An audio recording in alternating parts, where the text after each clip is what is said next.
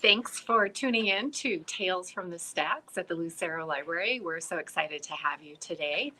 We are going to continue reading Captain Underpants, but before we get started, let me give you a little recap of the previous chapters.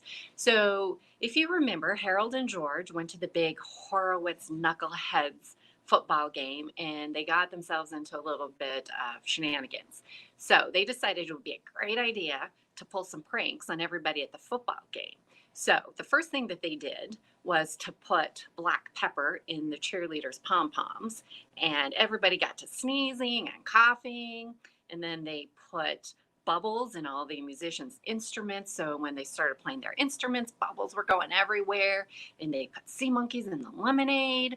So I have a feeling in the next chapters, Harold and George are probably going to get into a little bit of trouble. So let's get started with chapter 6.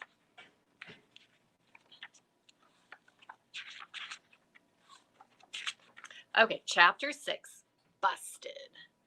The next day at school, an announcement came over the loudspeakers. George Baird and Harold Hutchins, please report to the Principal Krupp's office at once. Oh, said Harold, I don't like the sound of that. Don't worry, said George. They can't prove anything. George and Harold entered Principal Krupp's office and sat down on the chairs in front of his desk. The two boys had been in this office together countless times before, but this time was different. Mr. Krupp was smiling. As long as George and Harold had known Mr. Krupp, they had never, ever seen him smile. Mr. Krupp knew something. I didn't see you boys at the big game yesterday, said Mr. Krupp. No, said George. We weren't feeling well.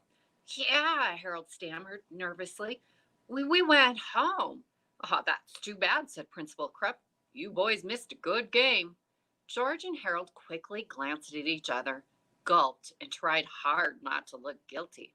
Lucky for you, I have a videotape of the whole thing, Mr. Krupp said.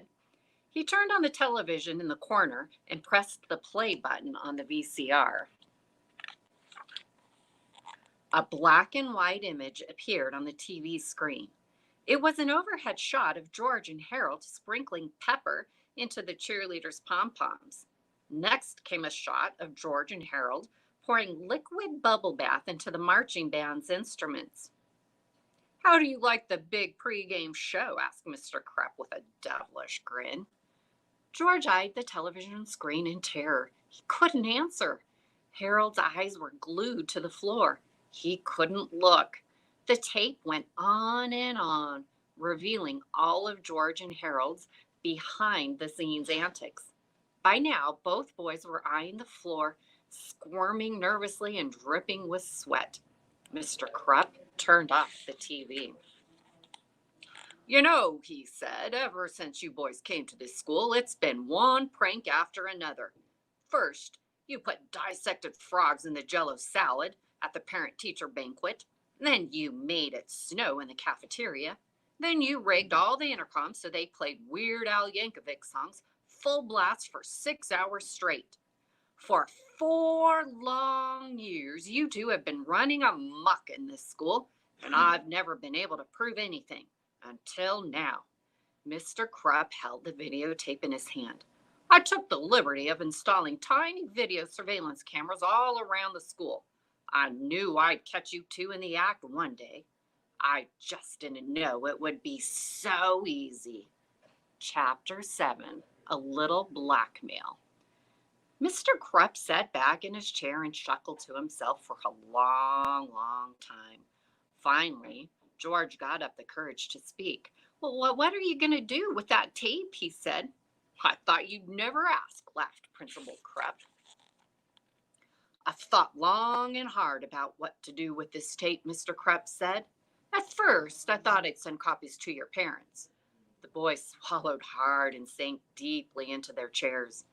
Then I thought I might send a copy to the school board, Mr. Krupp continued. I could get you both expelled for this. The boys swallowed harder and sank deeper into their chairs. Finally, I came to a decision, Mr. Krupp concluded. I think the football team would be very curious to find out just who was responsible for yesterday's fiasco. I think I'll send a copy to them. Ah, George and Harold leaped out of their chairs and fell to their knees. No, cried George, you can't do that. They'll kill us.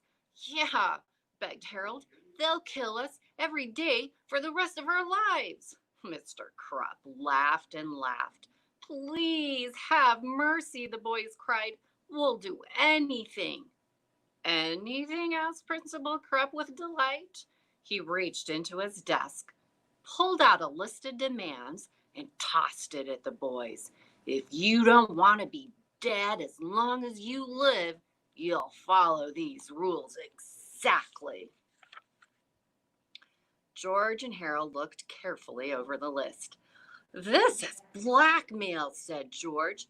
Call it what you like, Principal Krupp snapped. But if you two don't follow this list exactly, then this tape becomes the property of the Horowitz knuckleheads. Chapters 8, Crime and Punishment. At 6 o'clock the next morning, George and Harold dragged themselves out of bed, walked over to Mr. Krupp's house, and began washing his car.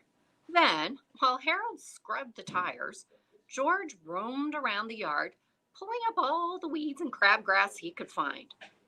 Afterward, they cleaned the gutters and washed all the windows on Mr. Krupp's house. At school, George and Harold sat up straight, listened carefully, and spoke only when spoken to. They didn't tell jokes, they didn't pull pranks, they didn't even smile. Their teacher kept pinching herself. I just know this is a dream, she said. At lunch, the two boys vacuumed Mr. Krupp's office, shined his shoes, polished his desktop, and at recess, they clipped his fingernails and ironed his tie. Each spare moment in the boys' daily schedule was spent catering to Mr. Krupp's every whim. After school, George and Harold mowed Mr. Krupp's lawn, tended his garden, and began painting the front of his house. At sunset, Mr. Krupp came outside and handed each boy a stack of books. Gentlemen, he said, I've asked your teachers to give you both extra homework. Now go home, study hard, and I'll see you back here at 6 o'clock tomorrow morning. We've got a busy day ahead of us. Oh, thank you, sir, moaned the two boys. George and Harold walked home dead tired. Man, this is the worst day of my entire life, said George. Don't worry, said Harold. We only have to do this for 8 more years. Then we can move away to some far off land where they'll never find us. Maybe Antarctica. I've got a better idea, said George. He took a piece of paper out of his pocket and handed it to Harold. It was an old magazine ad for the 3D Hypno Ring. How's this going to help us? Asked Harold. All we got to do is hypnotize Mr. Krupp, said George. We'll make him give us the video and forget this whole mess ever happened. That's a great idea, said Harold. And the best part is, we only have to wait 4 to 6 weeks for delivery. Oh, poor Gerald, or George and Harold. They are really getting their punishment from Mr. Krupp. So, hope you guys enjoyed the chapters. We'll look forward to seeing you back next week. And I wanted to remind everybody that summer reading program started. So check out the Public County Library District website. Give us a call here at the Lucero Library. We will be happy to help you get all set up with summer reading. So thanks for tuning in, and we'll see you next week.